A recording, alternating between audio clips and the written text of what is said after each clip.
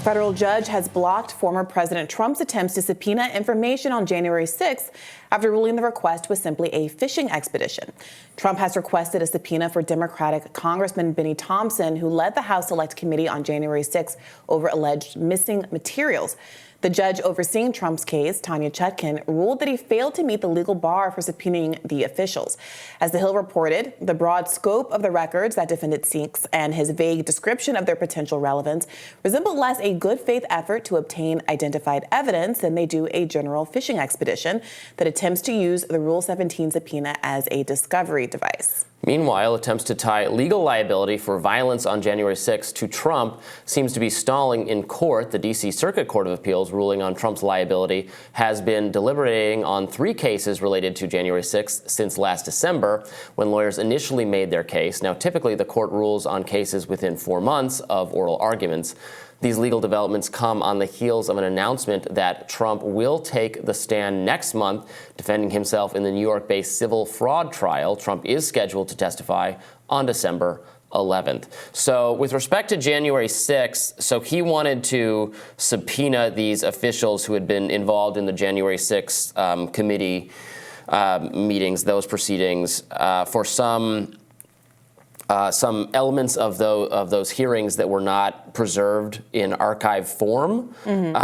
Excuse me. Some of them, so according to the Washington Post, only written transcripts were transferred after the January 6th committee dissolved to the archives. Video recordings of transcribed interviews and depositions, which featured prominently during the hearings, were not archived or transferred. So I don't know. What do you make of that? Look, it's hard to know without more specifics. I was trying to read coverage of this, and very few people, I don't know if it's because it's a reporting failure or it's because the Trump team's requests were genuinely that broad and vague, but there's very little specifics on what Donald Trump's team hoped to actually get if they had a knowledge of a specific document or conversation or recording that would have been dispositive. And I do think there is a reasonable argument that you can't use this these Rule 17 subpoenas, which are supposed to be for the purpose of looking at evidence that's going to be presented at trial before it's presented at trial, as a kind of discovery motion and try to get around it that way. So you do have to make some kind of demonstration of what it is that you're actually looking for. Otherwise, you very much can weaponize discovery requests to create a level of busy work that ends up undermining your opponent's ability to put forward their case.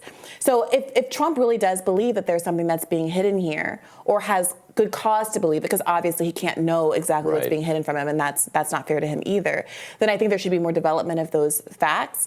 But what the court is saying is that there was no obligation to preserve every scrap of notes that were created in the context of the January 6th hearing, and you can't kind of enforce a rule to, what exactly is it that's going to be turned over? Every marginalia that you scribble down on the corner of a computer page? I mean, what is it that you're really looking for, and why is your case going to be harmed if it's not turned over?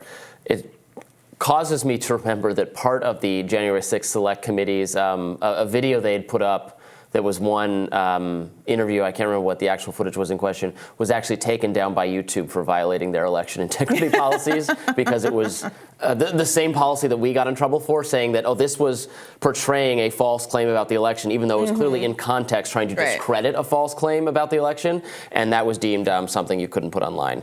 So anyway, yeah, this isn't going to make a huge difference for the Trump legal effort whatsoever. Obviously the prosecutors are trying to tie him to all the January 6th stuff. I think it is interesting, given some of the reporting now coming out about the footage of January 6th that's been disclosed by the speaker, that you can, I guess you have to go to the Capitol to see all of it, but more video clips are making their way onto social media that many people have the perception is undercutting the narrative of what happened there. Obviously, we know that there were people, I saw firsthand, I witnessed people smashing windows and doing other things.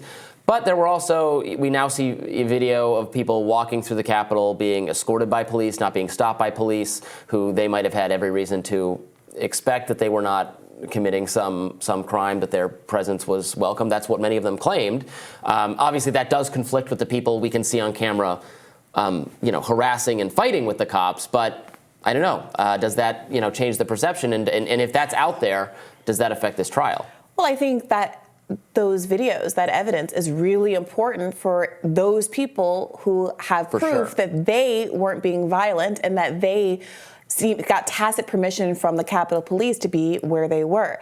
But that doesn't really have any bearing on what Trump is being charged with here. Trump isn't being charged with breaking and entering into the Capitol. He's not being charged with trespass. He's being charged with a conspiracy that started weeks before January 6th to create fake documents, fraudulent documents, to create enough confusion at the Capitol that day with the vice president, to have two slates of electors submitted to the vice president sufficient so that he can say, oh, there's ambiguity here, let's throw this to the House. They decide the election instead of the American people.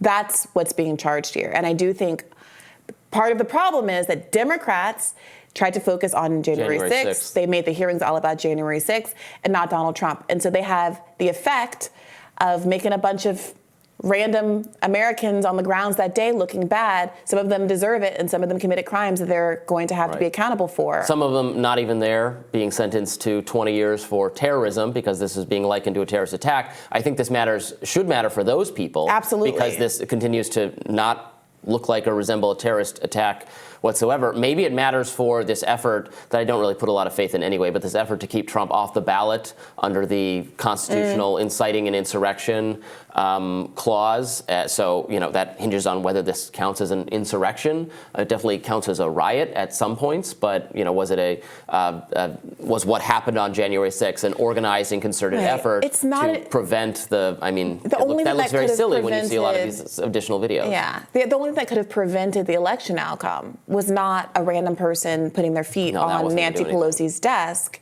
And a lot of the mythology about, well, they had zip ties and they were going to tie up congressmen, a lot of that has been debunked as well.